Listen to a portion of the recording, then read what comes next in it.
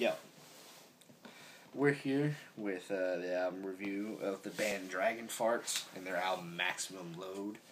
I mean, Dragonforce with Maximum Overload. I apologize. Yeah, so this is their new album that dropped, what month are we in? August, so August 19th. And, it's the follow-up to The Power Within from 2012. It's the second album with their new singer. And, yeah, big old balls. Balls and ears. Keith! Yo. Speak. Okay. So, going into listening to this, I didn't expect a whole lot. I'm not the biggest Dragonforce fan. There's like the 3 songs that I like by them, which is the one that everybody knows, which is Through the Fire and Flames, which is okay. There's Heroes of Our Time, I think it is, which is has a cool chorus and it's okay. And then there's Revolution Death Squad, which is another pretty good song. But then other than that, I honestly don't like a lot of songs by this band. I tried to listen to Ultra Beatdown, which what is their first or second album? I think it's the first. It's their 4th. Oh, it's 4th? Okay, I'm completely off.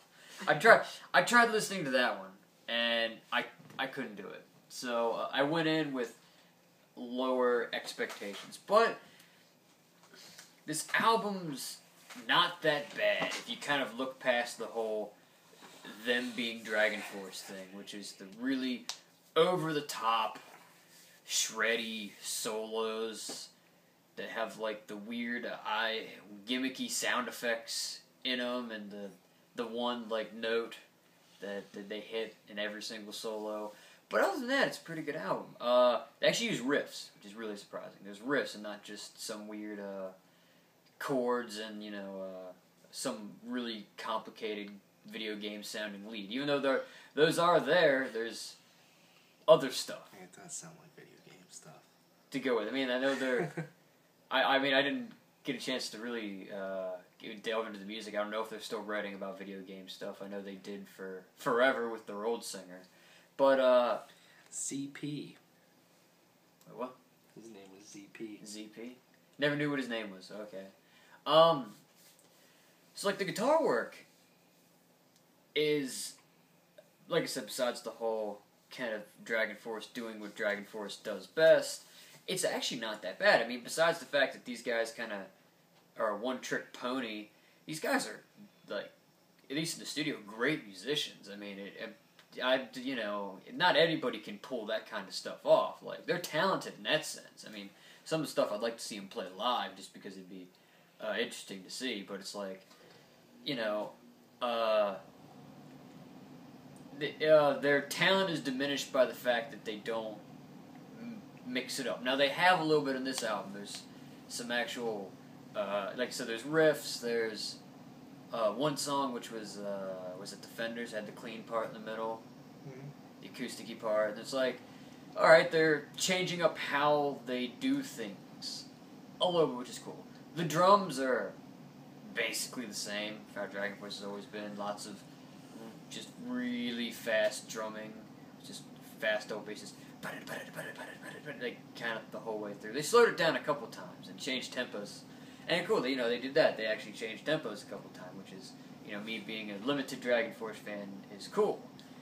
I do like their new vocalist a lot better than their original guy. The original guy, I don't know, his voice was just weird. He kind of reminded me of the singer of Journey, the original guy, a little bit. And this guy, he kind of has his own voice, and I just like the way he sounds better.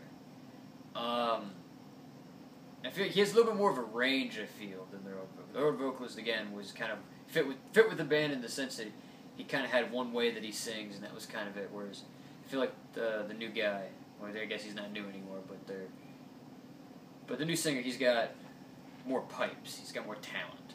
Though the lyrics are still as corny as ever, which I'm okay with. I'm okay with this band still sounding a little bit like they always have, because I honestly almost wouldn't respect them as much if they went and they completely changed their sound. It's like, be fake. Yeah, you're fake. Like you're stuck. Like I think you're stuck with this sound. Just make it work. However you make to make people like it, but kind of stick with that, and they're kind of doing that. I mean, they haven't converted me to a Dragonforce fan, but there's a couple songs on here that I might be a little bit more willing to listen to in passing. So this is definitely a good album. It's okay. It's good. So that's as far as I'll go with that. You know, I was really surprised with this album. Now, Dragonforce. Now, this album has, you know, the speed and you know, the guitar wankery that Dragonforce is known for. In the past, they have had some riffs and, well, not some. They have riffs. It's just, I feel they've shifted their focus.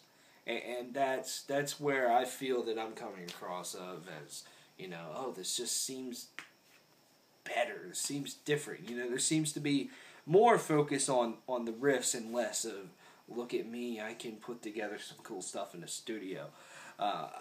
You know, that stuff's still there, but it just seems like there's like one section that's dedicated to that instead of, you know, Through the Fire and Flames is like, what, 7.5 minutes of you know, fucking shit. Yeah. You know, like the song comes in and I'm like, yeah, this is a pretty rad song, and it just gets to that middle section. And that middle section just seems to take fucking forever. And it's like, that's where this band always lost me. It's like, that stuff gets so old. The first time you hear that, you're like, that's fucking sick. It is the coolest fucking thing. They're the most talented guitarist, and then you just hear it over and over and over again. It's like, oh my god, like, how many gimmicks can you throw in here? Like, how many dive bombs can you make last a really long time? How many, you know, they always end a section of their solo with something like, and then they'll hit, like, that pinch harmonic, and it's, like, the same fucking pinch harmonic. It's like Axel Rudy Pell hitting that same goddamn note in his solos all the time. And that's just the sections where they lose me. I'm not saying they're not talented. Herman Lee and Sam, I always forget his last name, but I know his name's Sam. They're talented guitarists, and, you know, they're actually very talented guitarists. It's just, I don't know. And I know people say, yeah, they play all this shit live, and that's cool, but it's just, I wish it would just sound more natural, and you know, why can't they just write more of a, they could probably write the most fucking sick, you know, just regular power metal solo. They don't need this constant shredding and, you know, 6 albums into their career, it's like, dude, I know you can play guitar. Write me something. You know, don't just sit there and fuck off, you know? That's just where this band always falls to me, is right in those sections where, you know, there's a solo, and yeah. But other than that, I mean, there's some pretty fucking tight riffs on here. It's pretty funny, you know, you listen to, I mean, we were sitting here listening to this album, and the song Defenders comes on. Defenders, fucking, that riff is such a thrash riff in the beginning, and I was sitting there playing air guitar, and I look at Keith, I'm like, thrash, and then the lead comes in, he's like, Dragonforce, and I'm like, god damn it, like, you know, I mean, some of those video game type sounding leads are pretty neat, and, you know, it's usually the chorus that they have there in the beginning, and it's, I mean, I don't mind them, they're not bad, but yeah, I mean, there's some really fucking tight riffs on here, and I just feel when this band really can put together some shit where, you know, they're not just fucking off, it's the band firing on all cylinders, there's a pretty tight riff underneath the vocals, or it's just, you know, fast, more old school 80s style speed metal and stuff like that. You know, they can be a pretty cool band. They've always wrote pretty good choruses, I felt, and it's the same here. You know, some of the choruses on here are really awesome, such as In the Game, or No More. No More, yeah, Defenders is good. Extraction Zone. There's some good choruses on here, but yeah, I agree with Keith. The lyrics at times can be a little corny. Like at one of the songs, he's like, questions, answers. It's like... And really? like, and it's not like normal power metal corny. Yeah. Like power metal gets corny. This is like beyond that. Like this is like at times it's somewhat cringeworthy corny. Yeah, like I like in the game where it comes in the middle, like after the second chorus, where that it just kind of transitions into. He's like 10,000 ways to say sorry. It's like maybe the song actually has a meaning, but it's just the way they put it together. It sounds slightly corny. And that's power. That's Dragonforce. They're a very over the top band, and you kind of gotta accept that they're very, very over the top. They're one of the most over the top power metal bands that you can find out there. You know, with just epic proportions and all this shit and jazz, and it's like. But I must say the worst part about this album is their cover of Johnny Cash's Ring of Fire. To me, it is absolutely cringeworthy, and I don't listen to Johnny Cash that much. But I know they probably wanted to cover that song and do it, in the Dragonforce name and try to make it their own. And I mean, I give them props for that. I just don't like it at all. It gets to the chorus and I'm just like, oh my god. And then they just ruin it with a fucking awful solo in the middle that sounds like every goddamn fucking... They've probably written the same fucking solos like 60 times now throughout all their albums. And it's like, just ruining, a legendary musician's song like that. I just was not digging that at all. You may have a different opinion, but I have mine, and I don't like it at all. I think it sucks. I'll agree that I don't like it, but when you told me, hey, they covered Ring of Fire by Johnny Cash, I will admit, I thought it was going to sound a lot worse, but I agree. I don't know.